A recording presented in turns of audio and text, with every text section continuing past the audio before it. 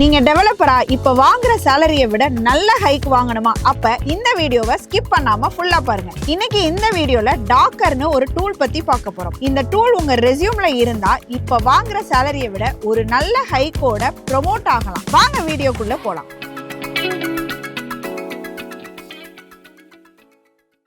நம்ம எல்லாருமே programming language கத்துக்கும் போது நிறைய வெப்சைட்ஸை ரெஃபர் பண்ணுவோம். கோட் காப்பி பண்ணுவோம், ChatGPT, ஜெமினி யூஸ் பண்ணுவோம். கடைசியா கோட் கம்ப்ளீட் பண்ணி ரன் பண்ணும்போது எரர்னு வரும். ஆனா டுட்டோரியல் போட்டவங்களுக்கு மட்டும் ப்ராப்பரா ஒர்க் ஆயிடும். எதனால தெரியுமா?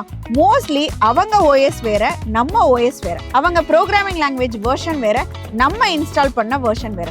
ஸோ எனக்கு ஒர்க் ஆகலைன்னு ப்ரோக்ராமர்ஸ் டெய்லி ஸ்ட்ரகிள் பண்ணிட்டு இருப்பாங்க. இந்த ப்ராப்ளம்ஸை சால்வ் பண்ணதாங்க ஒரு டூல் வந்திருக்கு.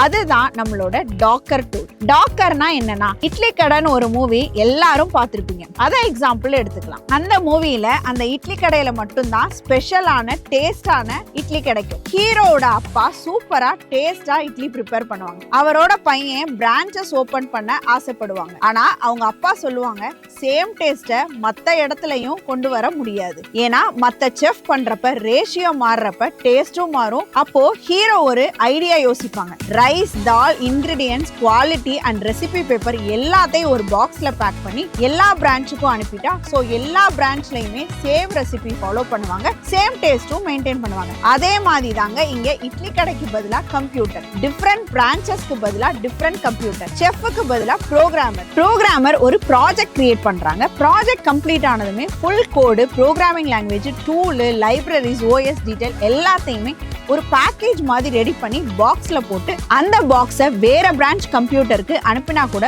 ஒரிஜினல் சிஸ்டம்ல ஒர்க் ஆன சேம் வேலை தான் ஒர்க் ஆகும். அந்த பாக்ஸ் கான்செப்ட்ஸ்க்கு பேரு கண்டெய்னரைசேஷன். அந்த கண்டெய்னரைசேஷன்ஸ் அச்சீவ் பண்ண யூஸ் பண்ற டூல் தாங்க டாக்கர். டாக்கர் இல்லைன்னா நம்ம சிஸ்டம்ல ஒர்க் ஆகிற ப்ராஜெக்ட் சேம் அவுட்புட் கிளைண்ட் சிஸ்டம்லயும் வராது. டாக்கரை கிரியேட் பண்றது சாலமன் ஹைக்ஸ் இன் 2012.